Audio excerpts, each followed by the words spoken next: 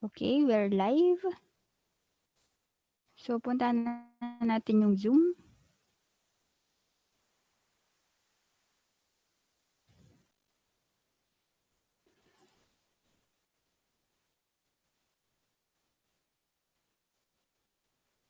So, hi guys! Ngayong June 16, 2020 ay magkakaroon tayo ng discussion about stocks, cryptocurrencies, and of course, kung paano mag-trade sa Bitsy platform.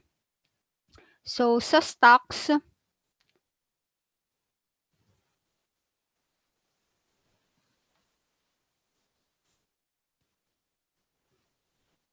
So, hi guys! Ngayong June 16, 2020 ay magkakaroon tayo ng discussion about stocks, cryptocurrencies, and of course, kung paano mag-trade sa Bitsy platform. So, sa stocks,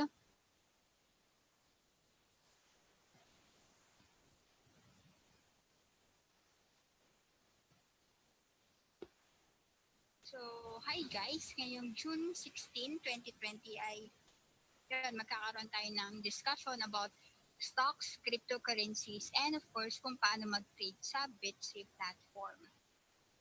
So, sa stocks, titingnan natin ang, just check lang natin yung Mary Mart. So, hi guys! Ngayong June 16, 2020 ay magkakaroon tayo ng discussion about stocks, cryptocurrencies, and of course, kung paano mag-trade sa Bitsy platform. So, sa stocks, wait lang. So, sa stocks, titingnan natin ang, just check lang natin yung Mary Mart. Pala yun. So, ayun, kaya pala nauulit. So, anyway, ulitin natin ulit. Ngayon ay pag-uusapan natin ang stocks, cryptocurrencies, and of course, kung paano mag-trade sa Bitsy platform. So, sa stocks, check lang natin yung, check lang natin yung Mary Mart. So, sa Mary Mart, anyway, congratulations sa mga may Mary Mart. So, second day na ngayon na selling. So, 50% up for 2 days. So, tingnan natin. Tingnan nyo ba may third day pa kaya na selling to? So, wait. Check natin yung, gamitin natin yung, ito. Gamitin natin tong default na to na. Tsaka tanggalin lang natin yung ibang mga indicators. So, itara lang natin yung volume at saka yung RSI. So, puntahan natin si Mary Mart. So, kung makikita nyo, listing date, June 15, that's actually up 50% or ceiling. And then, ngayon, 50% up ulit siya or nag-ceiling ulit siya. So, for the third day of listing, well, kung makikita nyo dito sa bid and ask, medyo malaki kasi yung pila pa sa bid at 2.25 pesos. Makikita nyo 156.17 million versus yung volume niya ngayong araw na 141.86 million lang. Million. So, mas malaki actually yung nasa bid pa. So, tingin ko, posible pang umakyat to bukas. Pero kung ceiling, we'll see. Depende kasi sa sentiment ng mga traders. But if you look at the Double Dragon, etong Double Dragon kasi is same lang yung may-ari, si Injap.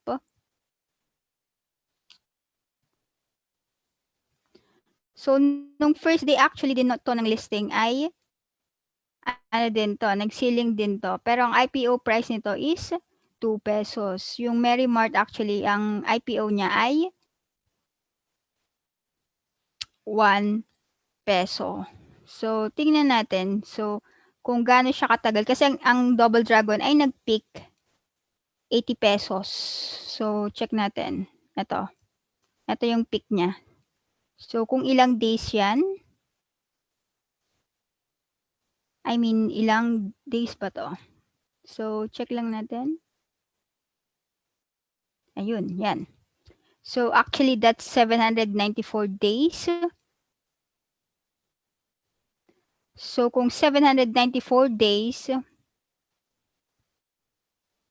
check lang natin yung calculator. It's, or ito na lang. 794 days. 94. I mean, 794 divided by 365. Gamitin lang natin yung 365. Wala na yung 1/4. Kasi, di ba, in a year, it's actually 365 and 1/4 days.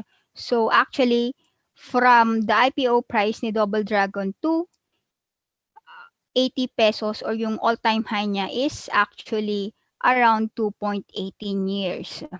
So, si Mary Mart, well, tingin ko naman within the span of 2 years ay posible din siguro. Pero hindi yan yung, for me, I have my own personal target kasi. So, sa Mary Mart, katulad nga din ng ginawa ko kanina is, si Injap kasi ay nabili niya yan at 0.05 or 5 cents. Tapos, ang IPO price, nagkaroon kasi ng, eto kasi is, nag-increase sila ng authorized capital stocks and then of course, syempre nag-subscribe yung mga Injap and Injap Group. So, nabili nila at 5 cents tapos inoffer nila at 1 peso pagkatapos yung dagdag shares. So, syempre, kung makikita nyo sa IPO price pa lang is actually 20 times na yung kaagad-agad yung ininvest ng Injap at Injap Group of companies. Injap Group, Injap Investments. So, I think, to be fair naman, is tingin ko for investors, ayos lang na magkaroon din sila ng at least 20 times na return or 20 times na kanyang ininvest na capital. So, ang IPO price niya is, so kung times 20 is ina-expect ko talaga or expected target price ko, TP ko is of course 20. Pero sa ngayon kasi ang strategy ko is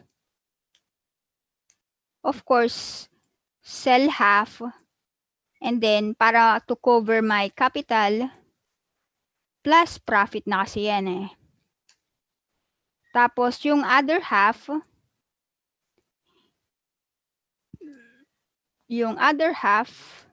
is actually for long term. Long term and TP at TP of 20. So, yan yung strategy ko for Mary March. So, wait. Check nga lang natin yung pure gold kung ilang years siya bago niya na-reach yung peak. So, from listing, well, actually yung peak dito. Pero, for me, pwede nating i-measure dito at check natin kung ilang years yan. Kasi medyo nag-correct na din siya dito ng medyo malaki na rin kasi yung correction or pullback niya dito eh.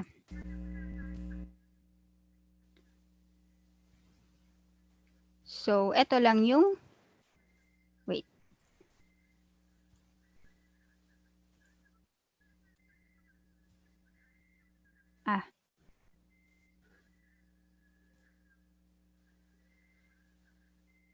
Ba't wala? Wait. So, kung yung pure gold actually,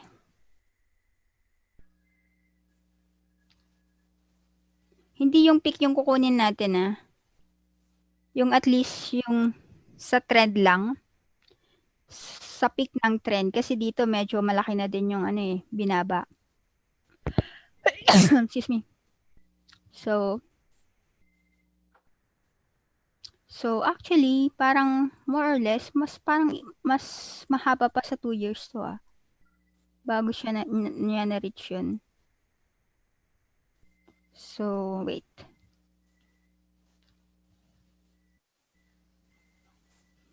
So, ito yung kukunin natin. Itong 48.50, I think 48.50. So, dito.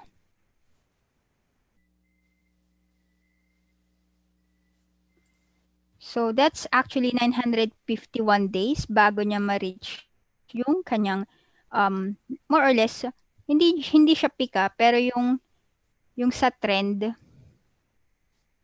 bago siya medyo or may bumaba. So, ito lang yung kinuha natin actually. So, dito, sa area na to. Kasi nag-ano na siya dito After nyan is, medyo bumaba na din siya. So, at least dito sa trend lang yan. So, that's actually 951 days for pure gold. So, kung siya 951 bago at least ma-reach yung more or less high. So, it takes, 2.61 years for pure gold. So, talagang within 2 years.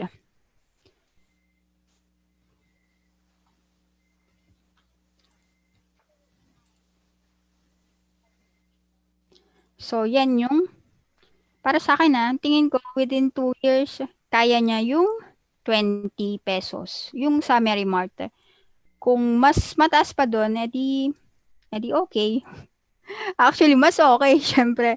Anyways, so, sa mga IPO kasi, syempre, kung nag-invest ka dyan, hypothetical example lang, kung nag-invest ka ng, or nag-subscribe ka ng, kunwari, 100 or minimum 10,000. So, tignan natin yung iba't ibang 10,000, tapos ngayon yung market price niya is closing price, June 16, ay nasa 2.25. So, syempre, ang market value na ng sinubscribe mo, gross of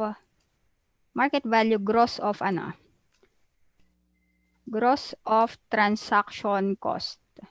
Kasi pag binenta mo kasi siya, meron siyang sales tax, commission, VAT, etc. na fees. So, syempre, ang expected return, gross of transaction cost. So, para simple lang kasi. So, yan, 22,500 less yung 10,000. So, eto na yung posible mong kitain kung bumili ka ng or nag-subscribe ka ng 10,000. 10,000 kasi yung minimum shares. So, kung 100,000 naman, so, syempre, copy lang natin to.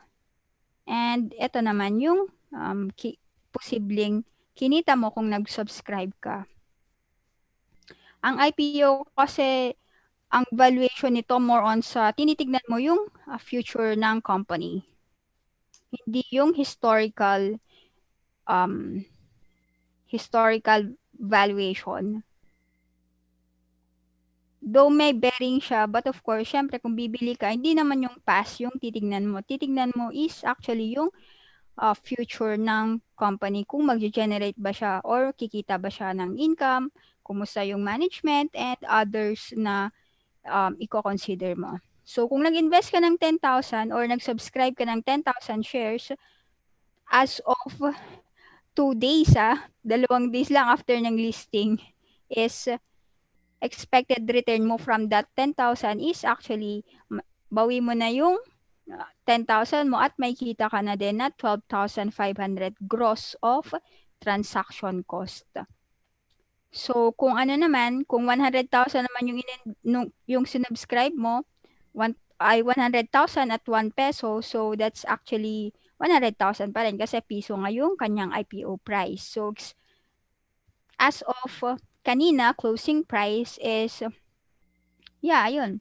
Meron ka na supposedly 125,000 pesos. Of course, that's actually gross of transaction cost. Pero, yeah, kung niles natin yung transaction cost, more or less, nandyan pa rin sa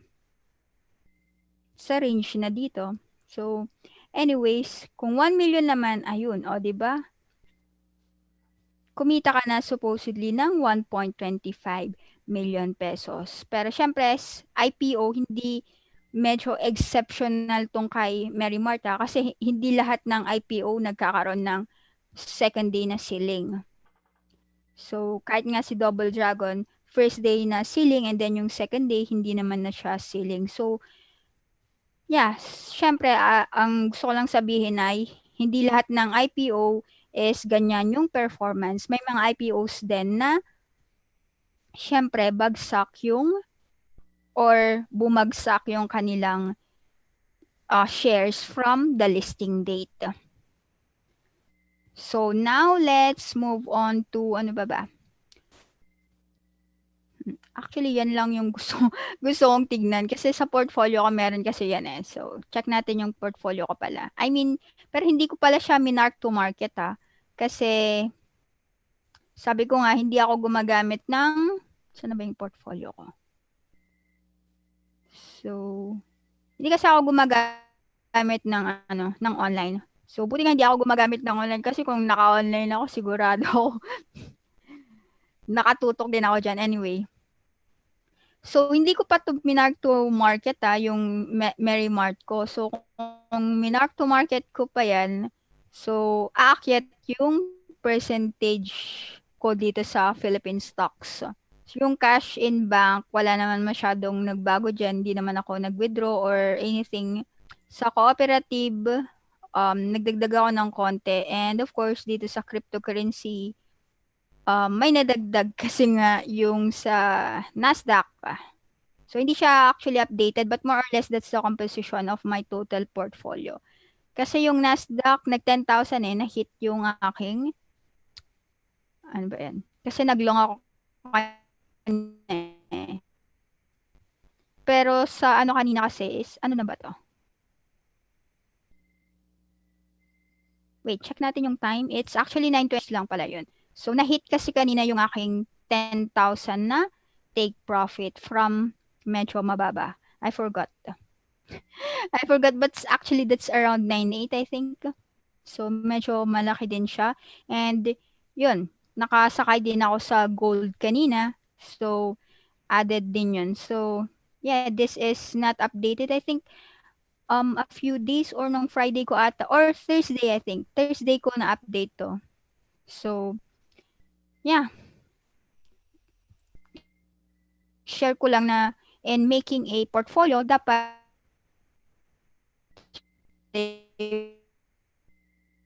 diversified na siya. And of course, at the same time is balance. Actually,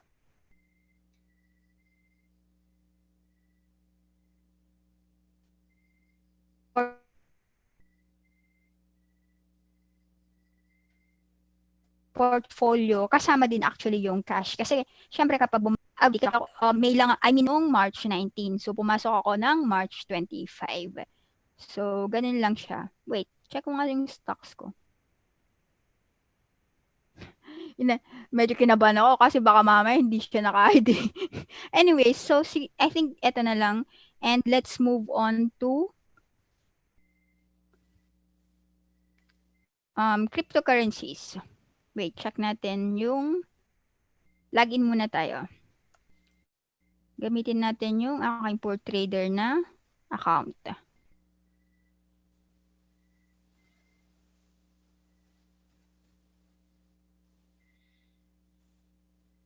Ay, naku. Wait. Dami. Apat kasi ang account ko dito eh.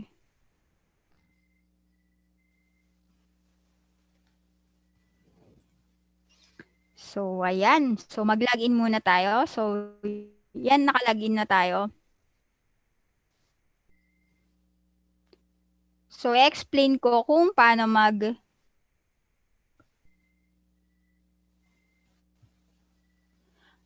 siguro bago yan is explain ko muna kung dito sa mismong account,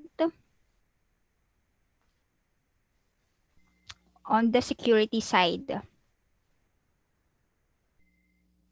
So, kung gusto mong mag-set up ng 2FA, kailangan meron ka munang nakapag-download ka ng Google Authenticator. So, kung meron kang Google Authenticator, click mo lang to. And of course, itong encryption key ay save mo siya sa notebook mo or isulat mo siya tapos tingin ko mas safe is isulat mo siya at ilagay mo sa safe place na syempre hindi lang ikaw yung nakakalam, at least meron kang kamag-anak na tingin ko nakakaalam na trusted, of course. Kasi kung ikaw lang, syempre on the security side, di naman natin kung anong pwedeng mangyari sa atin. So as much as possible is meron, for me para at least alam niya na meron kang account dito.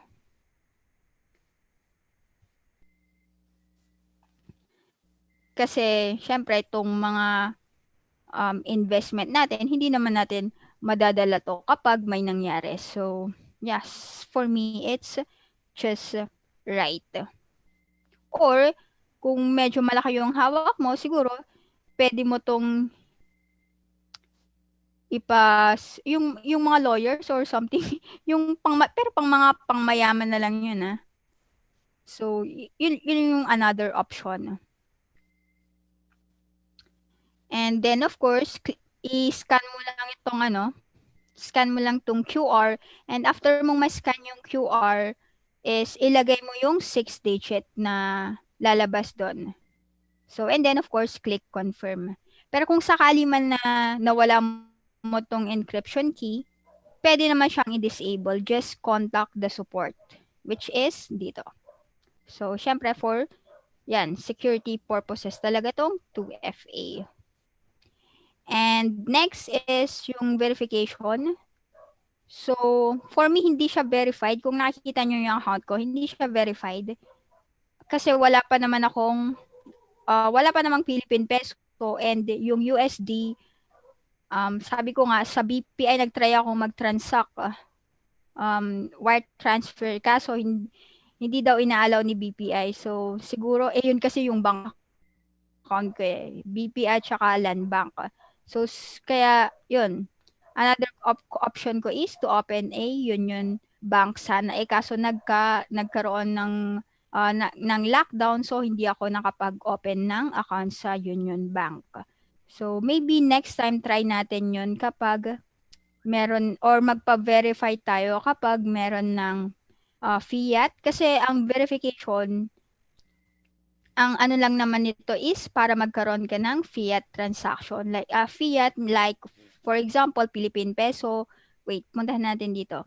Kaso wala pang Philippine peso or ang fiat kasi it's the legal tender of a country. So, for the Philippines is of course the Philippine peso. Sa US is the USD. And sa Europe is the euro and the rest. So, ganun lang naman siya. So, since wala pa naman tayong fiat transaction, okay lang na hindi pa tayo magpa-verify. Ay, sorry. Nasa ano pala tayo? Nandito pala tayo sa accounts. So, pero kung gusto nyo nang magpa-verify, just click kung ano yung applicable sa nyo. Individual ba kayo or corporate? So, kung individual kayo, click nyo yung individual and of course, lalabas tong basic information ninyo, name, middle name, last name, and of course, yung mga iba pang information. Tapos is mag-upload ka ng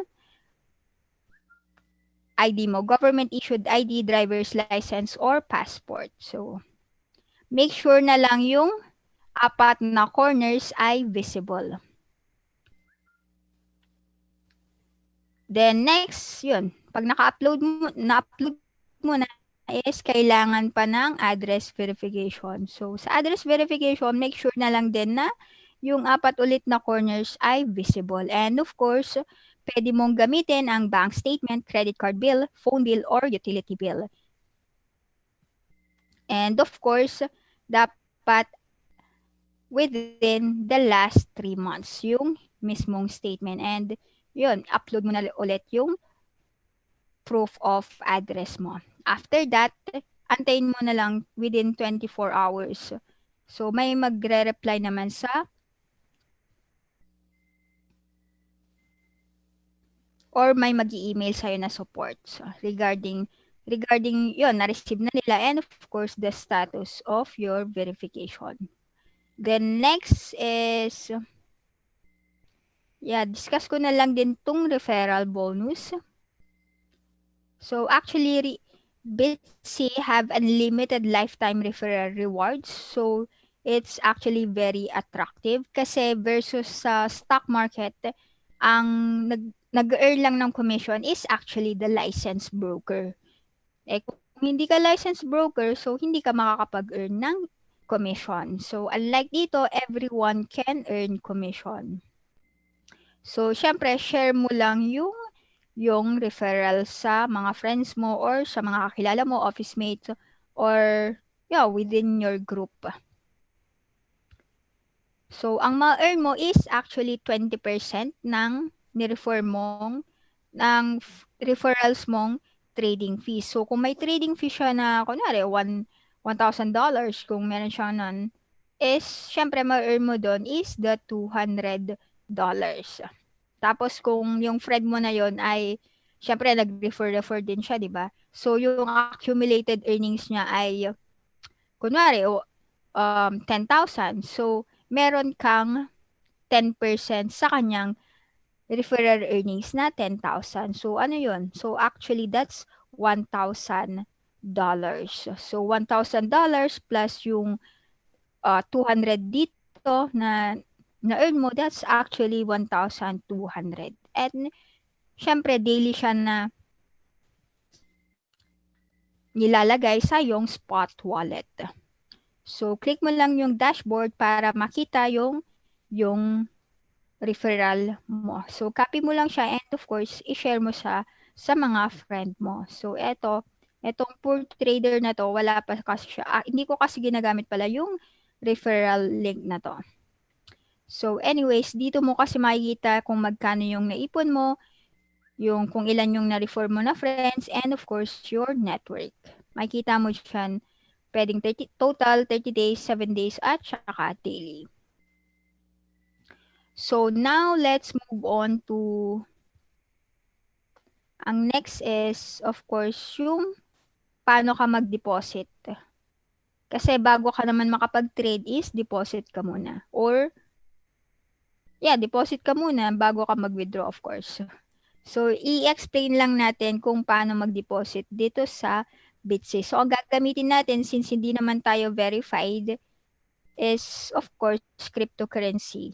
Yung Bitcoin, ayaw kong gamitin to kasi mahal yung kanyang transaction fee.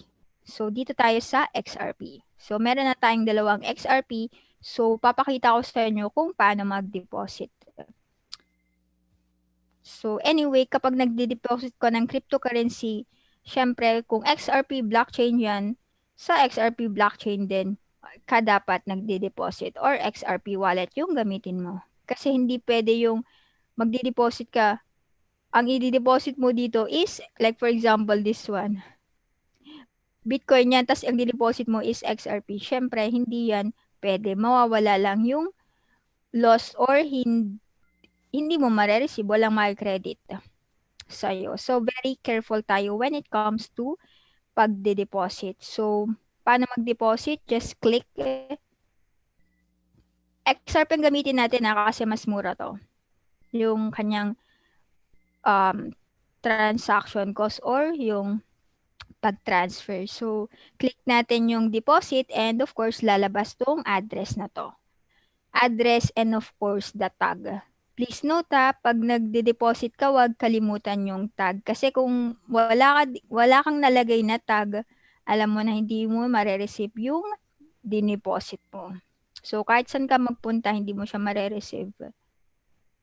So, be careful when it comes to pagde-deposit. And pagde-deposit and of course, pag-withdraw din. So, wait lang natin.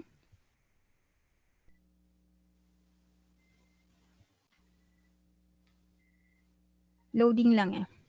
Medyo mabagal yung internet.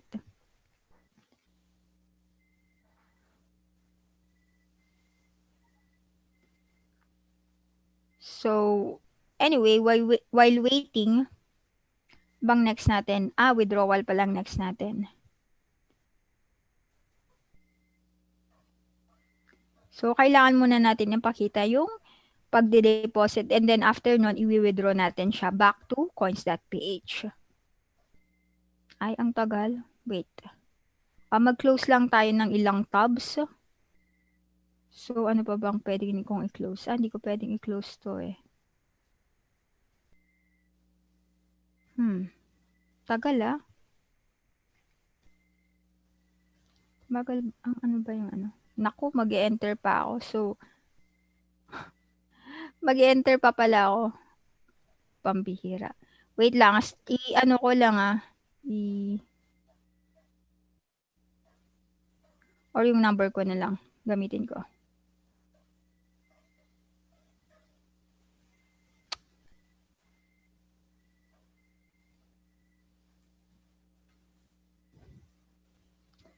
So, wait natin yung verification code.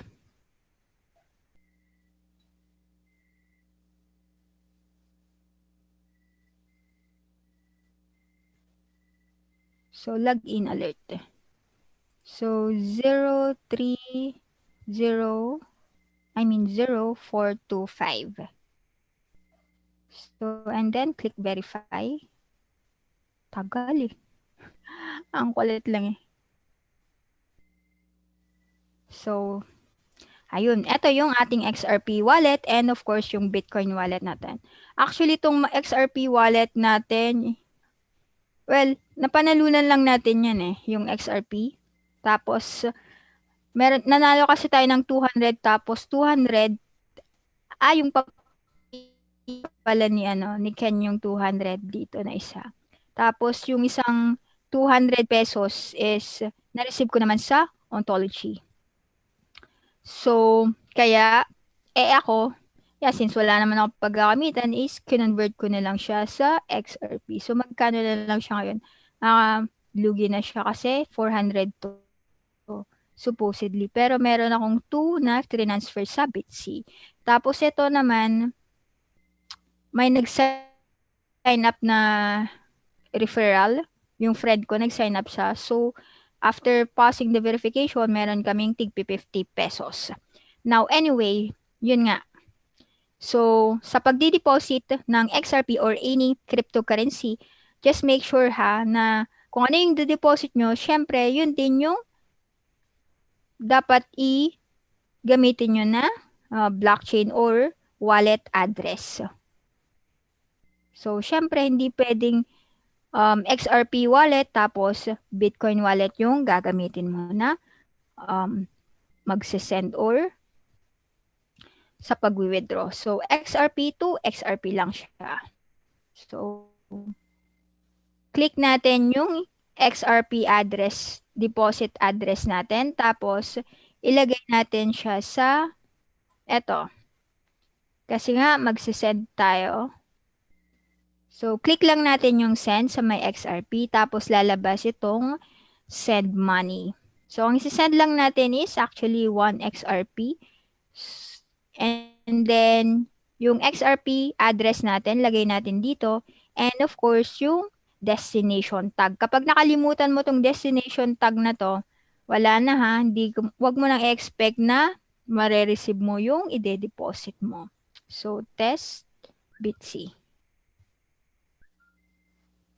So, kung makikita nyo, ito lang yung transaction cost mo. So, actually yan, hindi mo din makompute yan eh. So, actually, wala pa siyang. So, medyo mura siya kasi 0 nga ang nakalagay dyan eh. Pero meron yan. Siyempre, 0.00 something lang yan. Anyways, back natin sa 1 XRP, yung isi-send natin. And then, So, eto yung fee mo. Yan lang siya. So, mura siya.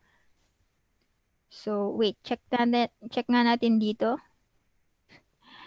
Check natin kung magkano yan ah. So, yan times, kunwari, 50 pesos. So, magkano yan? So, ganyan siya kamura. Kaya 0 yung nakalagay dito kasi 0.00 pa siya. 002.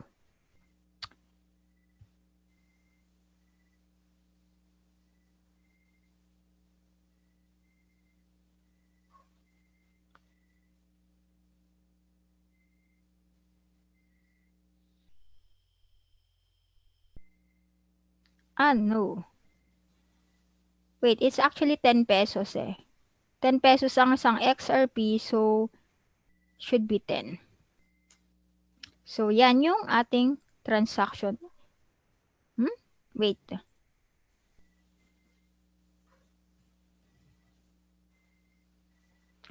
Ah, in XRP pala to, pambihira. Yan nga.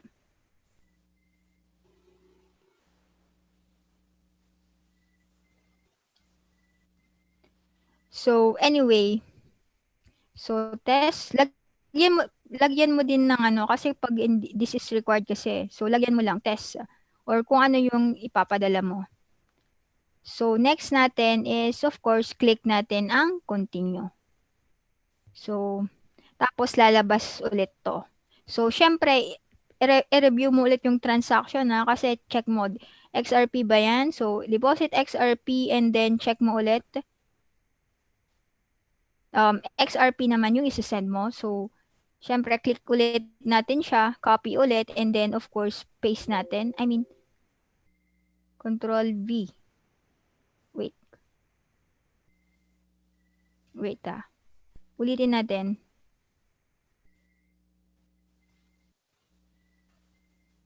So, yun. Sakto naman siya sa wallet address na pagdedepositohan natin. And of course, yung tag, sakto rin ba yung tag?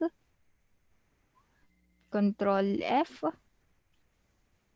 And paste natin siya. O, yun. Sakto din yung destination tag. And then after nyan, tignan mo dito, may nakalagay dito na note na, I understand that transfer are non-reversible and I have read the notes on customer protection. Kasi nga, syempre, kapag nasend mo yan sa maling address, kunwari, itong XRP na to, yung Bitcoin wallet address ang ginamit mo, edi syempre, hindi na siya makikredit. So, yeah, kailangan mo i-click yung I understand that the transfer are non-reversible. Kasi nga, pag nagkamali ka, ayun, wala na. Lost na yung pera mo. So, click natin yung send. So, antayin na lang natin siya. Meron pa palang verification code. Sorry. So, meron pang verification codes, 752481. So, pagkatapos mong maklik, just wait na lang. So, success, sabi niya. So, yung 39 natin na XRP, nabawasan na siya ng 1 XRP. So, check natin dito sa Bitsy. So, dito sa recent transaction, mabilis lang kasi yan. No? So, kita mo, processing na siya 1:10. So, 10 confirmations. So, makikita mo doon, ilan XRP? 1 XRP. So, wait lang natin yan. Mabilis lang yan eh. Tapos makikita nyo, yung balance natin is magiging 3 XRP na.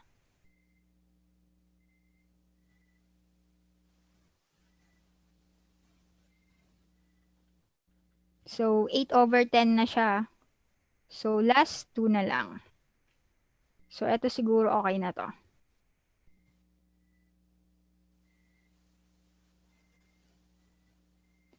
So, ayun, may na-receive na akong email. So, completed na siya. So, eto na siya. So, check na natin ulit yung ating wallets. So, punta ka lang sa wallets dito. Click mo lang siya. Wait, hindi siya nag-ano.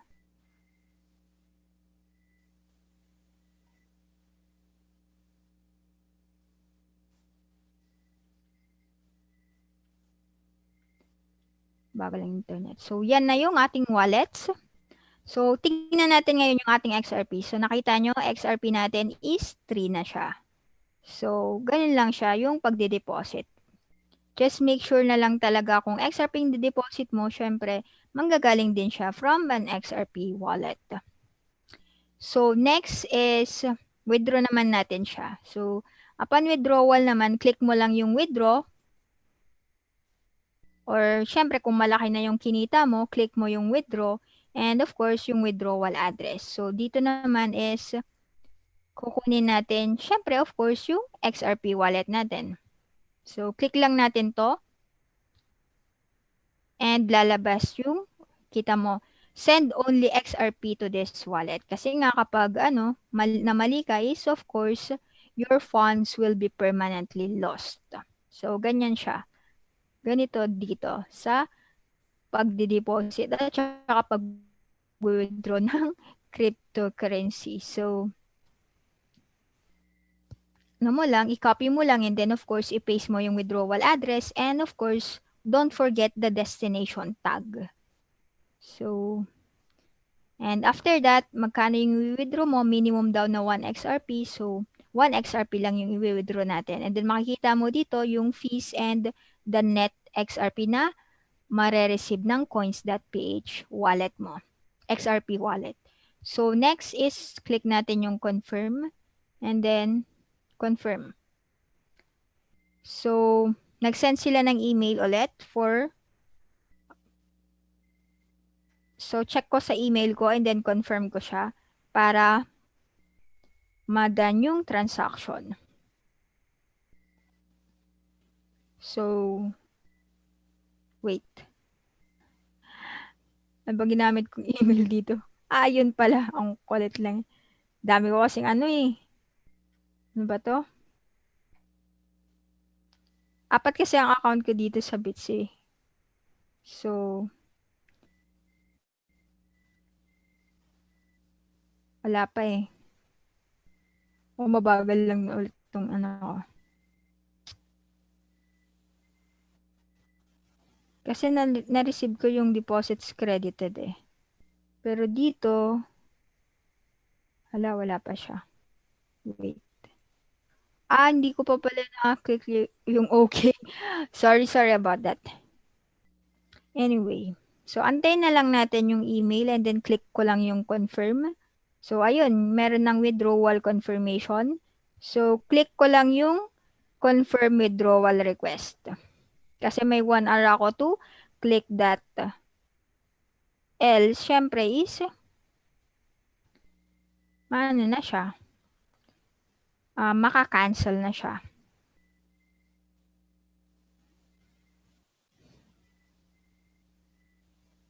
Wait, check ko nga. Need ko pa ba mag-login dito? Wait.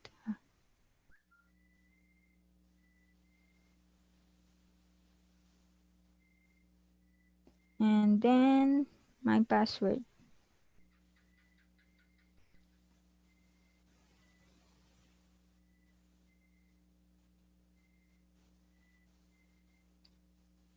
Ayun. So, it should be na-process na siguro to. So, check natin yung recent transactions. So, ayun, processing na siya. So, antayin na lang natin yan dito sa ating, so, di ba 38.71 yan plus 0.75 na XRP na darating. So, antayin na lang natin. Mabilis lang naman yan eh. So, very careful lang guys when it comes to, yun nga, pagdi-deposit at saka pag-withdraw. Kasi nga, walang adjust or reverse the transaction dito. Kapag nagkamali ka, yun, that's it. Loss na yung pera mo.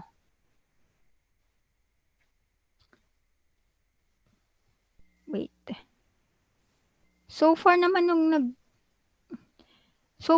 nung nagsimula akong mag-crypto way back October 2016.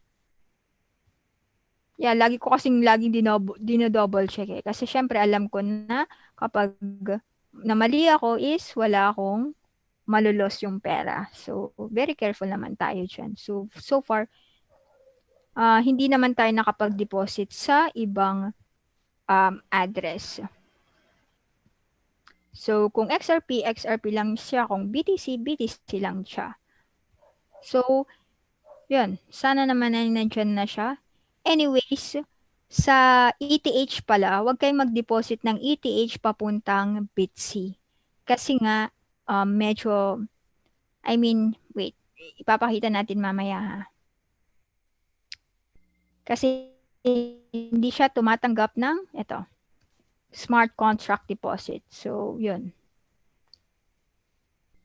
But, kung sakaling nag-deposit ka man dyan, ng ETH, ay it will just take time kasi nga manual nilang ipaprocess yung dineposit mo. But I will not advise na mag-deposit ka ng ETH. Doon ka na lang sa mas mura na.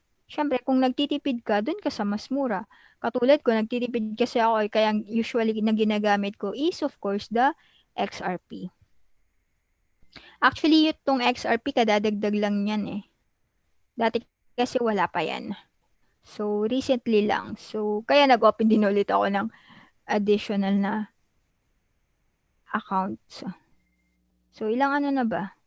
So, processing pa rin.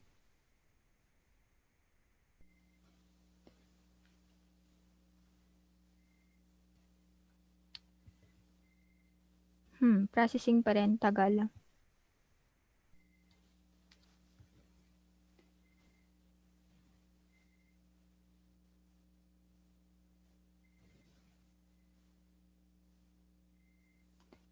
Anyways, habang inaantay natin, dito sa coins.ph page, sabi ko nga, kung napanood nyo yung video ko kung paano ka nagsimula dito. Actually, nagsimula ako dito mag-cash in tig to 20 pesos. So, yun. Tipid-tipid lang din kapag may time and of course, simpleng lifestyle lang din. So, makakaipon ka naman. Ito kasi pwede kang magsimula as low as 20 pesos versus sa stock market, magkano yung kailangan mong i-open. Usually, ang alam ko, if thousands yan. Depende sa broker na pinag-openan mo ng accounts. Like for example, kung malaking brokerage yan, I'm sure na hindi yan tatanggap ng 1,000 pesos. Usually 10,000 and above. Pero kung mga online, kasi nag-start din ako sa stocks, actually sa BPI Trade. So nag-start ako doon way back, I think crisis din eh. Ang kulit lang eh. So may opportunity kasi during crisis. So syempre may crisis and at the same time, meron ding opportunity. So, actually yung Bitcoin 2008 din yan and that's actually also a crisis. So, ngayon si Mary Mart naman, ayun, 'di ba? Crisis din pero tignan mo naman, legendary talaga. 2 day na ceiling. Kakaiba talaga si Injap. Anyways. Pero hindi lang naman din kasi yan. Kasi resilient din naman talaga yung kanyang yung industry and at the same time maganda talaga yung plans niya. Very aggressive.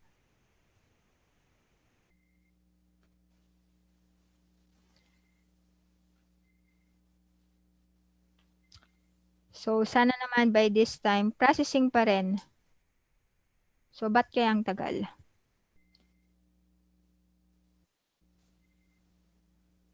So sa tingin ko we'll just check it out mamaya and let's move on to our next discussion. So dito naman tayo siguro dito muna tayo sa OTC. Kasi mas madali kasing mag-buy and sell dito. Pero mamaya is i-discuss din natin tong spot. Hindi ko pala na-discuss yung bonus ano. Pero dito muna tayo. So, kunwari, ano bang pera ko dito? Wala pa yung XRP. Buy. XRP pala yung laman ng wallet ko. So, buy, like for example, buy USD. Buy, like for example, buy Bitsy and then ang gagamitin ko is XRP. So, yan, makikita mo na kung magkano yung, like for example, lagay mo dito 1. So, click natin itong get code. So, kailangan ko ng 7.33. So, mag-expire kasi siya, oh. So, mabilis lang siya. It's either you reject or accept the buy. So, 10 seconds lang siya. So, ganun lang siyang bumili. Or kapag dito naman, kapag magsisell ka naman is, I want to sell, of course, my XRP. And 4 USD. Like, for example, 1 XRP. So, get code ka lang. So, makikita mo dyan yung value ng just either click mo yung reject or accept. Medyo mabilis kasi siya eh. 10 seconds lang siya. So, ganun lang siya guys. 11 pala yan. I'm just saying 1. So, get code for 1. So, etong makukuha mo for 1 XRP, 0.1914 USD. So, click mo lang yung reject or accept. So, mas mabilis siya or mas madali siya actually for OTC. Ito actually, yung minimum transaction dito is $1. And the maximum na, ayun, nag-text na sa akin si coins.ph na receive ko na daw yung 0.75 XRP. So, wait, what I'm saying is that yung XRP ay ang minimum dito sa OTC is 1 USD. And of course, yung maximum is $1 million. Yung pwede mong bilhin at saka ibenta. So now let's check na natin tong ating coins. Ayun, di ba nakita nyo naging 39.46984 na siya. So nadagdag na yung ating nadagdag na yung ating 0.75 na winidraw from Bitsy. So now let's move on. After nitong OTC, madali lang siya, di ba? Pero hindi pala ako masyadong nag-OTC kasi hindi rin ako masyadong nag-spot kasi more on sa futures ako. Now let's move on sa spot. So sa spot markets naman, kung makikita mo, konti pa lang yung mga alts na listed dito sa Bitsy. So, kung ano yung gusto mo dyan, piliin mo na lang. Pero mag-a-add ang Bitsy ng more coins dito. So, for example, XRP, di ba? So, meron akong balance na 2 XRP, di ba? So, pwede ko siyang kunwari, ibenta for pwede mo actually i-click yung 100%, 25%, 50%, or 75%. So, depende sa'yo kung magkano yung gusto mo na ibenta from the XRP. So, then makikita mo na doon kung ilan yung gusto mo. Like for example, that 100% less actually yung ano na. Makikita mo na dito yung price na makukuha mo. 0.1918 US dollar. And then of course, click mo lang yung sell kung gusto mo siyang i-sell. So, medyo madali lang siya. Parang sa stock market lang din actually din. And kung gusto mo ng, wait, i-discuss ko lang when it comes pala to the trading fees. Kasi meron sa stock market kasi either you are a maker or a taker, same lang yung trading fee. Pero dito kasi sa cryptocurrency, aside from mas mababa na yung trading fees, yung maker is mas mababa pa yung kanyang trading fee. So usually ako is post only ako. Para ano ba yung kaibahan ng maker sa taker? Yung maker kasi ito yung mga trader na pumapasok yung kanilang mga orders dito sa order book. Like for example, this one, nagsisell tayo. So, syempre, papasok siya dito sa order book. Kasi kung hindi siya pumasok dito sa order book, ikaw ay isang taker. So, ang taker, since hindi ka pumila, express siya, or done agad yung transaction mo, mas mahal yung transaction fee. So, puntahan ulit natin yung wallets natin kasi makikita mo dito yung fees mo. So, kung spot maker ka, actually 0.05% lang yung trading fee mo. Kung taker ka, that's actually 0.10%. So, mas malaki yung taker.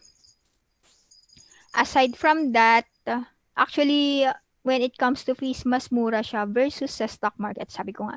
Kasi pag sa stock market, commission pa lang. Magkano na, kahit online, I think it's 0.25%. Tapos, meron pa siyang VAT, meron pa siyang SECP fee, and other fees.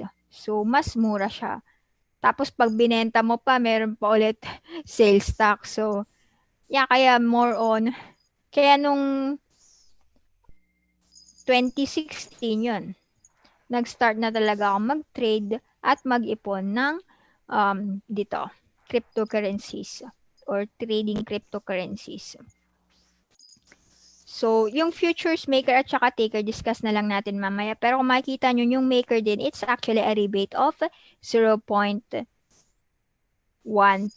So, pag may nakaipon ka ng rebate, actually, i-deduct to kapag naging taker ka. So, it's actually yung taker is 0.06%. So, as much as possible, pila lang para makatipid din sa transaction cost. So, balik na tayo dito sa spot. So, actually, ganun lang siya. At saka makikita nyo kasi it's an all-in-one order book. Like, for example, meron pala kaming Bitse token. So, kung gusto nyo bumili ng Bitse token, you can actually also buy this token. Actually, meron ako nito. Nabili ko siya. Ang token sale price nito is actually $2 to $2.80 ang isa. Ngayon, nasa ano na lang siya, 1.40. So mas mura na siya sa token sales. So for me, it's actually an opportunity to buy. Wait, check natin yung coin market cap. Kasi kung titignan nyo sa versus other coins, for me, it's actually undervalued. Kasi check nyo yung Binance, magkano na yung kanyang market cap. 1, 2, 3, 2.56 billion na siya. Yung Binance coin yun tapos check pa natin yung ibang coins.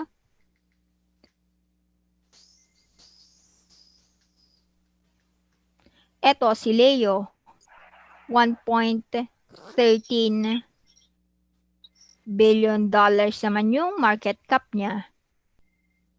Tapos, sino pa ba? Ito, OKB, 306 million dollars. Tapos, si FTX, 282 million dollars. So, hindi ko na inano yung iba pang So, just an estimate. So, kung titignan nyo, for me, malaki pa yung opportunity ni Bitse token. Wait, check natin yung niya. Ito.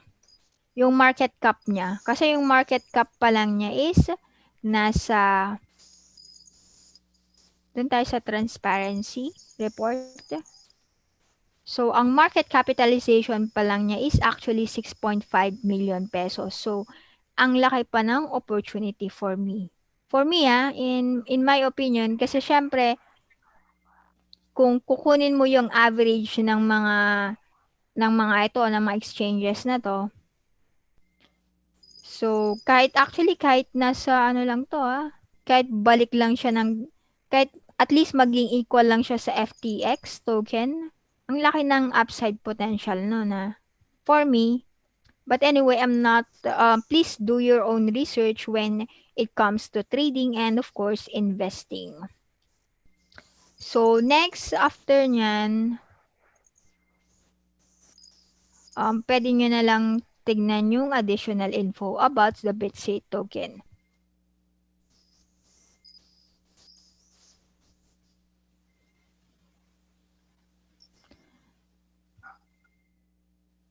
tapos na tayo sa spot eh. Kasi ganun lang siya. Hindi kasi ako masyadong nagtitrade ng spot. But anyway, regarding dito sa my balance, nag-suggest kasi ako na kung pwede is, kunwari kapag ito, punta tayo dito sa, kasi kailangan i-click mo kasi yung display currency para makita mo yung balance mo. So, syempre kung kunwari kung XRP yung balance mo, edi syempre hindi mo makikita na may XRP ka. So, wait na lang natin yung yung update. Para at least meron siyang parang drop down menu, makikita mo lahat yung balance mo. Kasi sa ngayon, makikita mo lang yung balance mo sa wallet mo. So, makikita mo lang siya dito. So, magkano ba siya? 23.73 USD.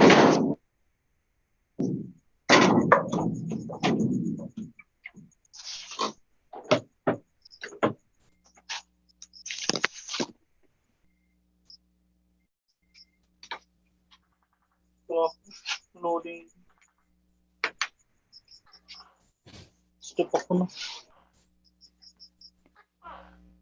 Wait lang Wait.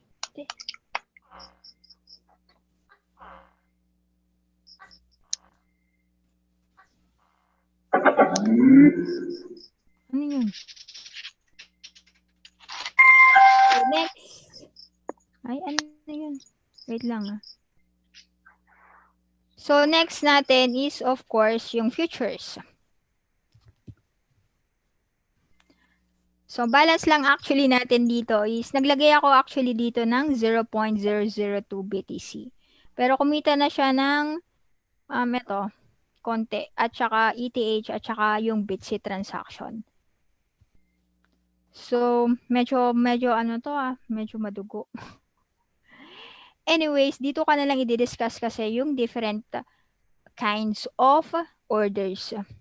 Like, for example, dito sa limit. When we say limit order kasi, ito yung pumipila na yung order mo or pumipila ka. So, kaya siya limit is aantayin mo na madan yung transaction mo.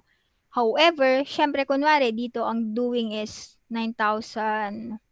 Ay, hindi ko gagawin to ha. Kunwari, ginawa mong 9,800 tapos ang bibili ka ng 1 contract. So, syempre kung magbabay ka, hindi na siya kahit limit yung clinic mo dito.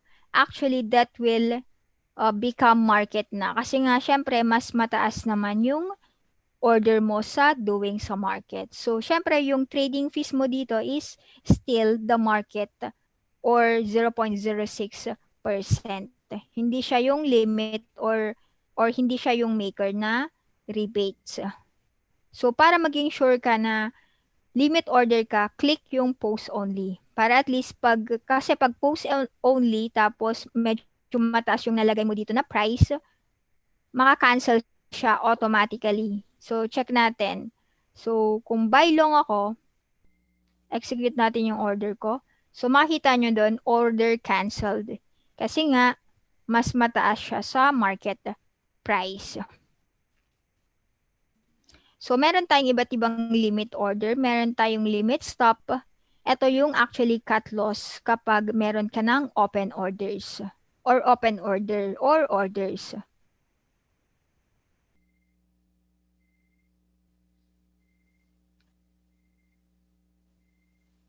So,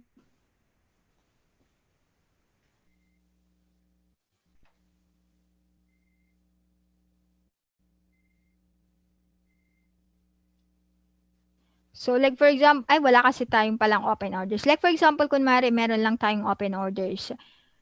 Sabi ko nga, pag limit is pumipila siya. So, since pumipila ka, hindi dahil sa limit stop, may stop talaga yung order mo kasi pwede siyang maiwanan kasi nga pumipila ka. So, yun ang difference ng limit sa market. Kaya dito, like for example, may open order ka tapos yung liquidation mo malapit na. So, pwede kang maliquidate kapag hindi na done yung limit stop mo. So, be careful of using the limit stop. Kasi ako pag ginagamit ko yung limit stop, meron akong allowance eh. Like for example, 9.8 yung price na gusto ko, nilalagay ko yung stop price 9.805 para at least meron $5 na possible allowance. So, sa 9.805 pa lang is matitrigger na siya. Tapos, ang order ko is 9.8 which is mas mababa. So, ganun ako mag-set up dito sa limit stop. Pero actually, pwede rin naman na 9.8 dito. But anyway, pag 9.8 yung nilagay mo dyan, of course, meron kang risk na posibleng hindi ka madan or hindi madan yung transaction na pinost mo. So, next is the take profit. Ito naman is, take from the term itself is, i-close mo na yung position mo. So, dito sa take profit, since nasa limit take profit, sabi ko nga is, pwede naman siya na maiwanan din kasi nga, it's a limit take profits. Kasi nga, pumipila ka. So, yun ang disadvantage na ng limit order. Pero kung kasi medyo, like for example, this one, kung makita mo yung spread, medyo may ano din eh. Medyo may ilang dollars spread eh. So, posible ka kasing hindi madan based dun sa, like for example, sa stop, limit stop especially. Kasi yung limit take profit naman, kung nag-login ka at nakita mong hindi madan, pwede mo rin siyang i-edit or i-cancel and then make the new take profit price. Dito naman sa market, since market nga siya is done siya agad. Wala nang pila-pila. So, dito, lalagay mo lang yung number of contracts mo. Like, for example, 1. Tapos, kapag nag-buy long ka, done siya agad at market price. May hit ka, i-hit niya kasi. Like, for example, nag-buy long ako. Anyway, yung buy or long is, ito yung ina-expect mo na tataas yung price. So, kapag tumaas yung price, dun ka kikita. Pero kapag bumaba naman yung price is, of course, lugi ka. So, dito naman sa sell or short is, syempre, ina-expect mo na bababa yung price. So, kapag bumaba yung price is, of course, dun ka kikita. Kapag umakyat naman is, dun ka malulugi.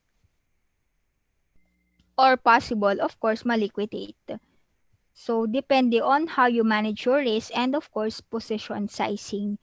So, dito sa, yun nga. Back ulit tayo dito sa market. Kapag nag-buy long ako, then agad siya sa market price. So, pero hindi tayo gagawa ng order ngayon. Sige, gawa tayo ng order pala ngayon. 1 lang. So, buy long tayo at market para may discuss tayo mamaya. So, eto na yung ating orders. So, sa market stop, ito naman, lalagay mo lang yung stop price na gusto mo and of course, yung number of contracts mo. Pwede ka actually mamili sa mark price or sa last price. Pero usually na ginagamit ko is the last price or ito. Ito kasi yung last price. Kasi yung mark price, this is the average of the other index. And what can BTC exchanges. Ang kasama dito is actually Coinbase,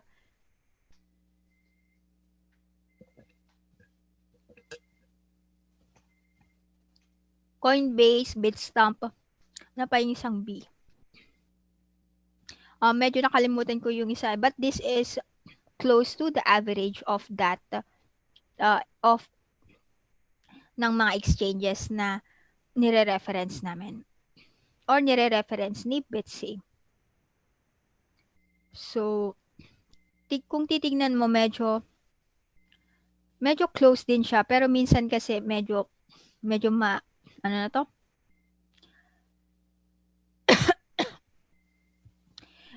medyo minsan may close siya. Yung mark price at saka yung last price minsan close din naman siya. Pero sa akin kasi, mas gusto kong gamitin is of course yung last price. So, depende na yun sa trader kung ano yung gagamitin. Or depende na sa inyo kung ano yung gagamitin nyo. And of course, we have the trailing stop. Wow. Etong trailing stop, gustong-gusto kong ginagamit ito. Kasi like for example, meron akong one contract. Yung one contract na yan, pwede siya actually maging cut loss and at the same time take profit. Dito kasi wala pa kasi akong masyado, wala pa, kung titignan nyo, wala pa akong kita eh. So, mag-a-act lang siya as a cut loss.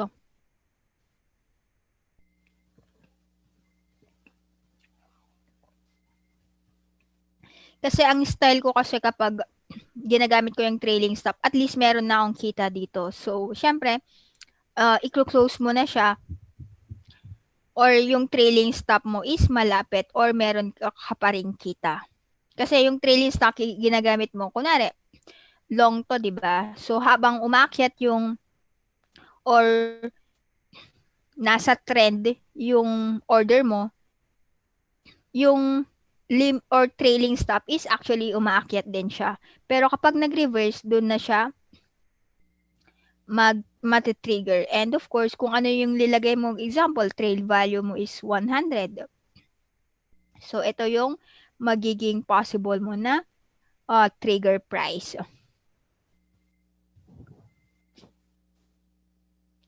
Kaso, gagamitin sana natin to kaso kasi lugi pa ako. Lugi pa yung order na ginawa natin. Ito yung usual kong ginagamit kapag may kita na ako, trailing stop. Para at least, kunwari, meron na akong 100% ROE dito, syempre, i-trail stop ko siya at least half of that. Para yung 50% is, kung mag-reverse man is, ma-take profit ko siya or kita pa rin ako. And then next, one order cancels the other. Ito yung meron kang take profit and at the same time meron kang cut loss. Please note again limit order to. So, posibleng hindi madan yung transaction mo or pwedeng maiwanan. Yun lang kasi yung disadvantage ng limit eh. Kasi minsan may mga traders na sinasabi nila come again, na slippage. Pero kung limit ang ginamit mo, it's not actually slippage kung naiwanan ka. Pero kung market yun at hindi na dan yung order mo, yun ang mas tingin ko that is the slippage. So, yeah, be careful na lang sa paggamit ng order types. So, eto ginagamit ko din siya. Ay, naku, lugi na siya. 28%. Anyway, so, eto na lang yung gamitin natin. Kasi meron ako. Like, for example, target ko is, wait. Ano na ba tayo?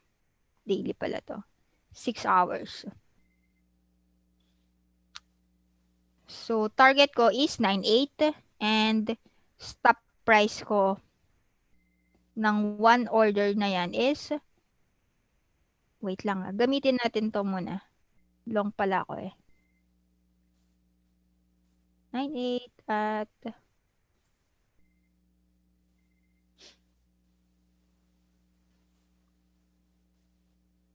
so, check nga natin tong ratio neto.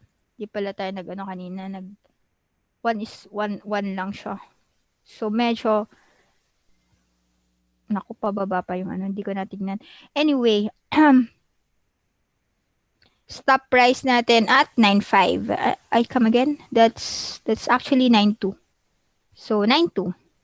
90 lalagay natin at 9.2 din. And sa bagay, one contract naman to. So, okay lang. So, sell or short tayo using the last price. So, either may stop out ako or ma-take profit. So, dalawa na agad siya. So, meron ka ng take profit at of course, stop loss. Kaso, since limit to, posibleng hindi madan. So, yun yung limitation ng limit. So, next is yung index. Hindi ko masyadong ginagamit tong index kasi nag-trade ako based on the chart itself. So, but the index is, ito yung average ng ibang exchanges. So, kaya siya index. It's actually a basket of exchanges tapos average nun basket of exchanges. So, pwede mo siyang gamitin but then again, I don't know kung nagfo-follow kayo sa mga ano na to, different kind of exchanges tas nag-average or in-average yung mismong price ng Bitcoin or other assets. But I think most of the Filipinos naman ay ginagamit yung gumagamit sila ng chart. Now, yun yung order types pa lang pala yun Dami ko pang i-explain. Anyways, hindi pala natin explain yung basic kanina. Sorry. So, yung order types yung nauna natin na-explain.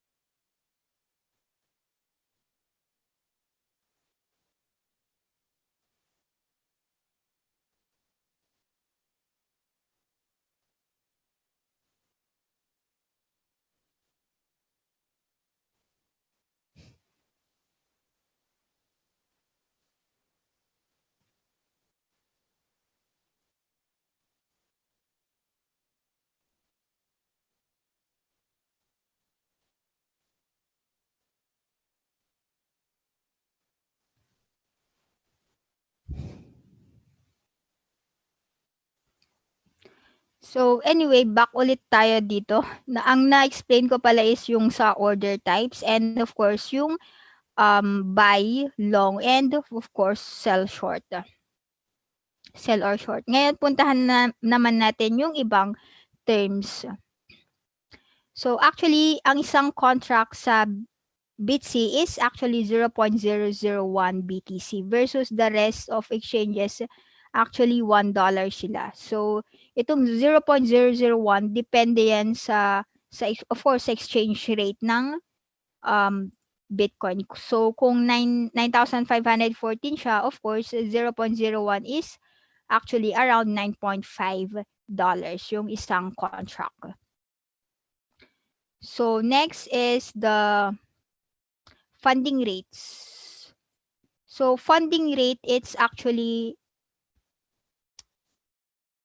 or every 8 hours kasi itong funding rate. Ito yung the futures price, prina-price siya sa spot price. So, kapag positive to, or I mean, negative pala siya ngayon. So, kapag negative, ibig sabihin yung short ay magbabayad sa long. So, mamaya ay magkakaroon tayo ng funding fee income.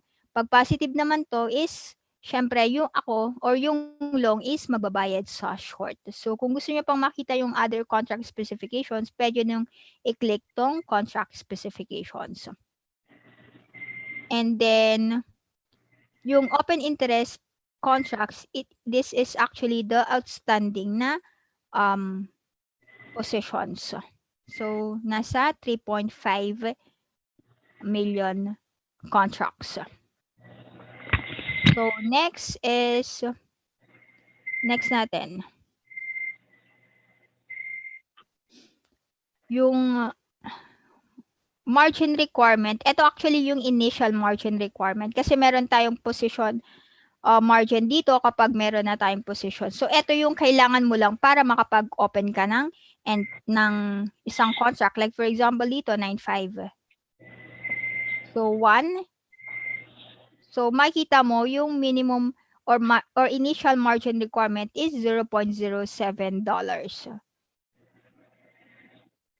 So ito lang yung kailangan mo para makapag-open ka ng 1 contracts. Kaya kung makikita mo, the liquidation price is 0. Kasi nga fully funded naman itong contract or open order mo. Next is actually the liquidation price. So the liquidation price kapag bumaba dito is of course yung pera mo or yung wallet mo na may laman na $23.30 is of course mawa-wipe out siya. Mawa-wipe out, maliliquidate or masusunog na siya. So next yung leverage.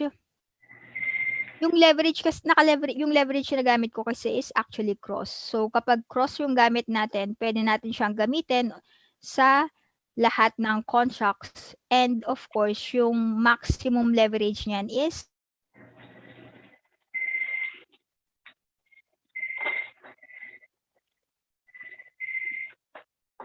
100 times. Kung other, like for example this, nawala tayo. Nawala yung connection natin. Wait. So for Ethereum perpetual naman, this is actually up to 50 times leverage. So now let's move on sa maximum size. So sa $23 kung laman ng wallet ko, 23.30. So maximum size na pwede kong i-open is actually 218. So nakalagay na din dyan. So eto, 218 dyan, di ba? Pero meron na kasi akong 1, kaya nabawasan ng 1. Kaya yung sa long ko na possible is ay nagbabago siya kasi nga depende sa exchange or sa rate ng Bitcoin or nung sa ano ko, nung nasa wallet ko may kasamang Bitcoin, so kaya nagbabago din siya. So eto na lang yung pwede kong i-open na contracts. But then again, syempre hindi mo naman pwedeng gamitin lahat yan kasi kapag ginamit mo lahat yan is magiging closer ka to liquidation or magiging very tight yung liquidation sa'yo. So syempre pag isang ano na lang, like for example dito baka $1 na lang kapag ginamit mo masyado sobra to, or kapag malaki yung percentage na ginamit mo, like for example 90%, edi syempre baka ilang dollars na lang ay maliquidate ka. So normally ang ginagamit ko is na leverage is actually 1 in my actual transaction, of course, in my own personal transaction, at least 1 to 2% na leverage dito. So now, ano pa? The risk limit. Actually, itong risk limit kasi mas maganda na default lang siya na 100K. Kasi kapag tinaasan mo siya, lalaki kasi yung maintenance margin and of course yung initial margin. Kunwari, kapag ginawa mo siyang 200, nakita mo, ito yung current mo, yung maintenance margin mo is 0.5%, pero yung initial margin mo 1%.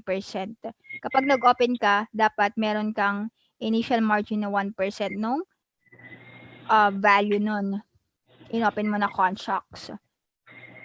Pero kapag tinaasan mo siya, habang tinataasan mo siya ng 100,000, lumalaki siya ng 0.5%, which is for me, mas magiging closer ka kasi sa liquidation kapag ginawa mo yan. So, okay lang tayo sa my default settings. So, cancel na lang natin to.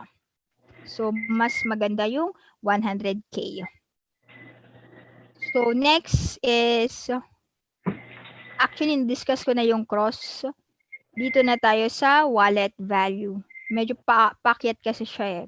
Yung wallet value, ito yung lahat ng laman ng futures.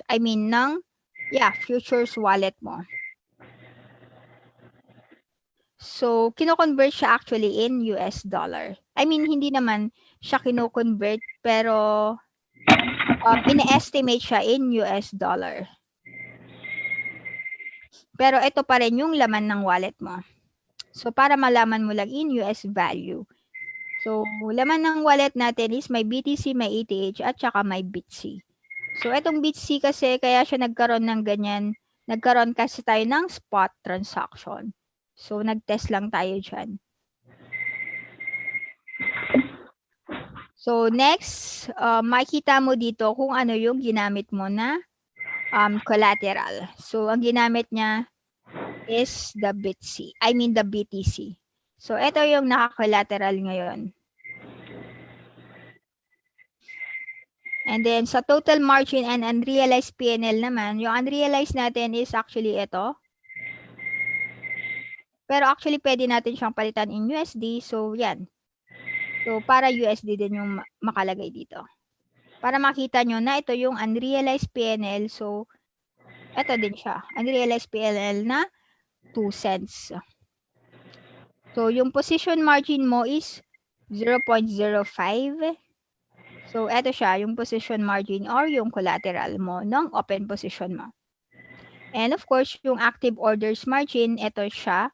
Ito, active orders. Meron ka kasing isang stop, meron kang OCO pala, di ba? One order cancels the other. So, may dalawa kang active order. So, sa OCO, kung ano yung mauna dyan is maka-cancel yung isa. So, either take profit or stop loss ka dyan. So, now, yan yung total natin na margin and unrealized PNL. So, yung 0.02, itong position margin and yung active orders margin. So, total niyan is negative $0.18. So, yung value ng asset mo less itong total margin and unrealized mo, ito na lang yung magiging available balance mo. So, 23.27 less 0.18, ito siya. $23.08. So, ngayon, puntahan na natin yung ating open position order. So, kung makikita nyo siya, meron dyan symbol, size, entry price. So, yung symbol, ito lang yung parang code ng BTC Perpetual. So, ito, BTC Perpetual yung inopen natin na order. Tapos, yung size niya, ito, 1 contract lang yung inopen natin. So, entry price natin is of course nung nag-open tayo ng market. So, makikita mo din siya actually dito sa fills, market by 9528. So, yung fill or entry price natin is actually 9528. And of course, yung mark price is actually dito. Yung mark price. So, mark price is usually close to the index price. Meron lang siyang konting difference. Kung makikita nyo, konti lang naman yan. So, ito yung mark price. Ito yung ginagamit sa pag-compute ng unrealized PNL mo.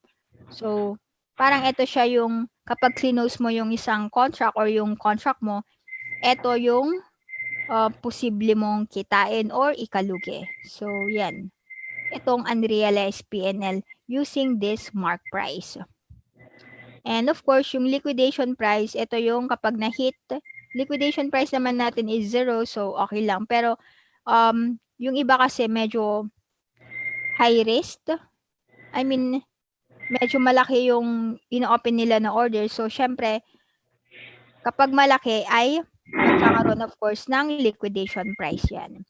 Pero kapag short yung inopen mo, meron agad-agad siyang liquidation price. Kaya kung napansin nyo, yung strategy ko is normally I'm long. Kasi for me mas madali siyang i-manage. Kasi nga, kung zero liquidation ka, pwede ka kasing mag-average eh. Yun kasi yung ginagawa ko even sa spot or nung nag-iipon ako ng cryptocurrency or Bitcoin. So, itong unrealized PNL naman or percentage ROE, ito yung posible mong kita or lugi. So, yan siya is $0.03. 37 or 40% na pala siya. Naku, mali yung ating trades. Anyways, hindi ko pala nakita kanina yung chart. So, anyway, yung settle in, ito yung option natin kung saan natin isi-settle yung ating kita or lugi. So for me, mas magandang isettle ko siya in BTC. Kasi long-term bullish kasi ako sa Bitcoin. So next is yung value. Ito yung value ng isang contract, 9.49 US dollars. So makita mo, one contract is equivalent to 9.49 US dollar. And of course, the leverage na gamit ko lang is from the 100 kasi to, since naka-cross ako, 0.41 lang yung leverage na nagamit ko dito sa one contract. So, position margin, ito yung collateral ko.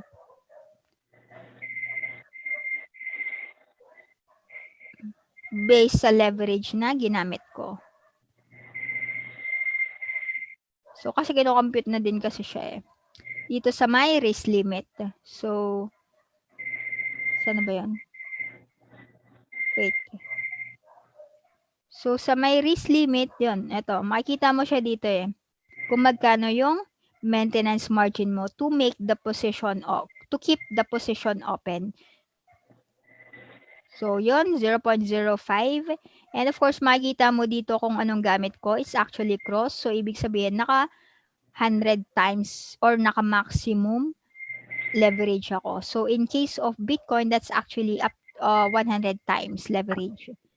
So, dito naman is makikita mo yung calculator.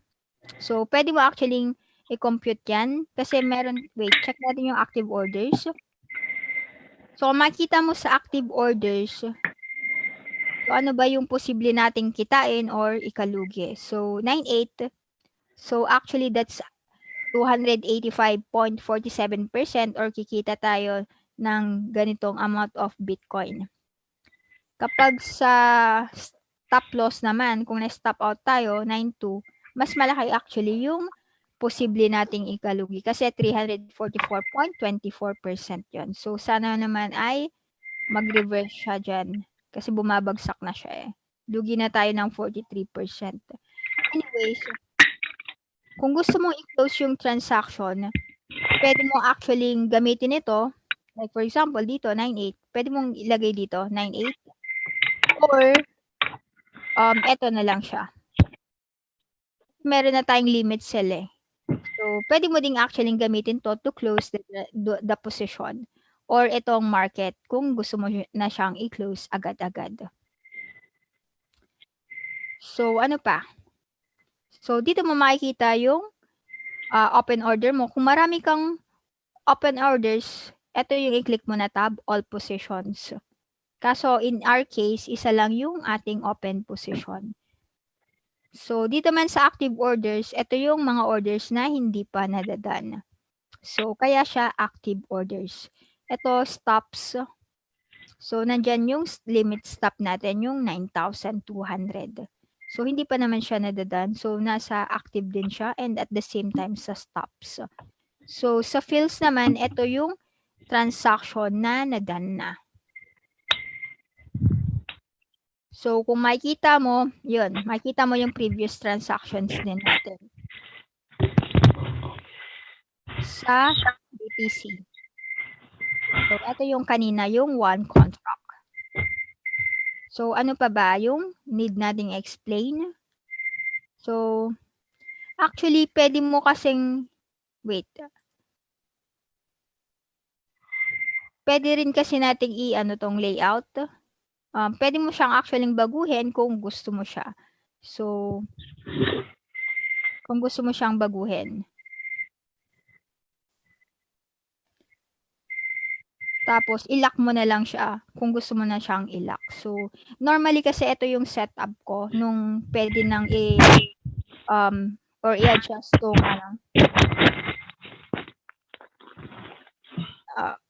nung pwede nang i-adjust, ganito talaga yung setup ko eh. Pero yung default kasi, yung nakita nyo kanina, ganun siya. Ay.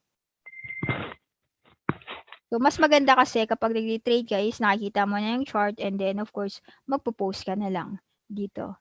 So, pwede mo siyang ayusin depende sa style na gusto mo. And then, kapag okay ka na doon is, of course, i-lock mo na lang yung layout na gusto mo.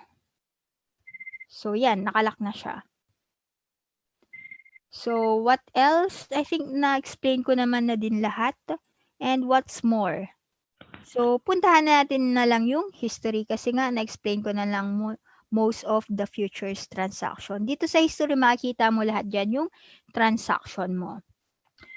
So actually in my case, itong po si Poor Trader, nag-start lang siya, I think June, June. Or this month this month ko lang siya inopen eh. Pero check natin yung from January 31 to June 16 para makita nyo kung ano yung managing transaction ko. So, makikita nyo dito is meron akong kinita na 5.81. Ay, wait. Back natin. Ay, wait lang. Na-back naman siya. Back nga talaga. So, meron tayong kinita na 5.81 sa Bitcoin Perpetual, pero sa Ethereum Perpetual, dun tayo nalugi ng 1.34 dollars to dollars. Tapos dito makikita mo kung magkano yung total buy, yung total sell, buy fees, sell fees, and of course, yung total realize. So, net, actually, positive pa rin naman tayo. And, hindi siya in dollars to pero ang ano natin, ang ginawa nating contract or sinettle natin yung transaction in Bitcoin or in Ethereum. So, nakita nyo naman yung wallet ko kanina, this is a futures. It's actually composed of yung wallet value kung meron tayong Bitcoin, Ethereum, at saka yung BTC. BTC na konti. Dahil sa spot. So, ano pa? I think na-explain ko na lahat. Yung bonus na lang. Yung bonus last. So, kapag nakapag-open ka ng account, actually pwede kang, kaso kasi first deposit bonus lang to, dineposit ko lang dito is 0.002 BTC. So, wala akong na-claim na $100 bonus. So, dapat pala $1,000 yung dineposit ko. But then again, kaya ganun lang yung dineposit ko kasi this is a demo account and yeah, syempre mas maganda yung magsimula tayo na maliit lang. Hindi yung malaki na $1,000 and paunti-unti is palalaki na lang natin yung ating na-deposit na 0.002 BTC. So hopefully is magawa natin siyang palakihin. Next, what else? I think kapag kailangan nyo ng tulong and of course, you click support. So, meron na dyan kaming mga articles or kung hindi nyo siya mahanap, actually, pwede naman kayong gumawa ng, of course, you can contact directly the supports. So, kung may yung, anong pangalan nyo, Bitsy username, your email, at kung anong problema mo. And of course, maglagay ka din ng subject and of course, yung details. Kung gusto mong mag-attach ng file, pwede ka ring mag-attach ng file. And then of course, click submit. So, antayin mo na lang yung reply ng support. So, yeah, I think that's it. That's the whole Bitsy platform. Anyway, I would also like to invite everyone na malapit na yung launch ng Bitsy Elite Card. So, from that, pwede ka nang muna siyang gamitin worldwide kung meron ka. So, hopefully, yeah, I think i-release siya within the next few hours. So, watch out na lang in our group. So, pwede kayo mag-join sa Telegram, sa Bitsy Philippines, or pwede rin kayo mag-join sa aming Facebook, Bitsy Philippines din, and of course, sa Facebook group. Of course, I would also like to invite everyone to, syempre, join the Bitsy main. So, at Bitsy.com sa Telegram and of course sa Twitter and Facebook. So, there you go guys. Ano pa bang kailangan nating discuss? I think na-discuss ko naman lahat. So, kung may tanong kayo, feel free to ask. So, sino ba yung andito? Si Skyliner lang pala andito. At saka ako. Si Jessica Lee. Ang kulit lang. Actually, nakagamit lang ako ng Zoom.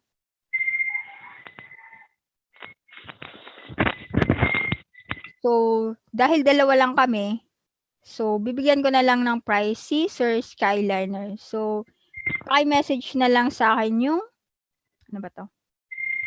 Yung Bitsy username. Hello, sir. Naka-ano ata siya. So, there guys, kung may tanong kayo, just feel free to message me or message us sa Bitsy Philippines in Telegram, Facebook, and Facebook group. So, thanks guys.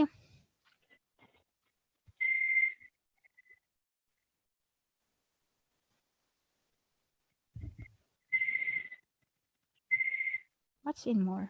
Or, may chat ako.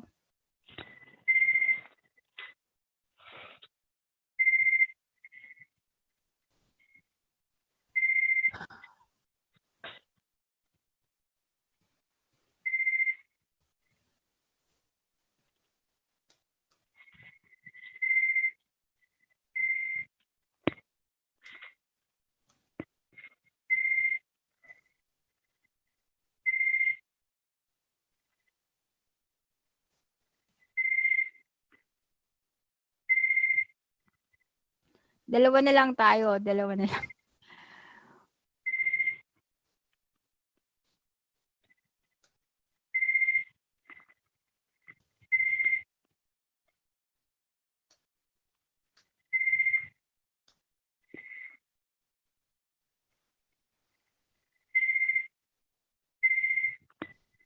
End ko na siya.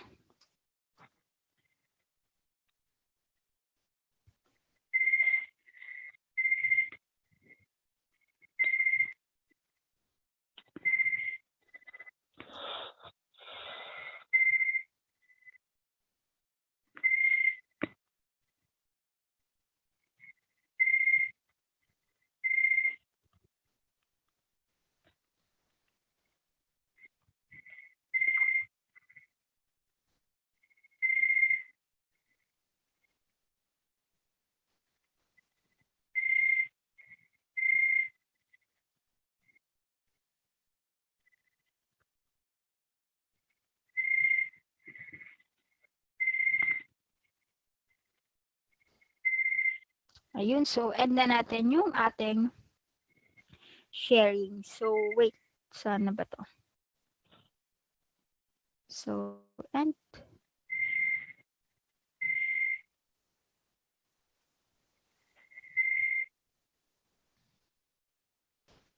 Close ko na lang ata.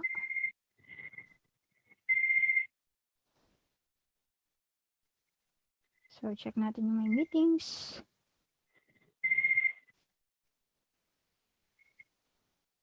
Close na lang siguro to.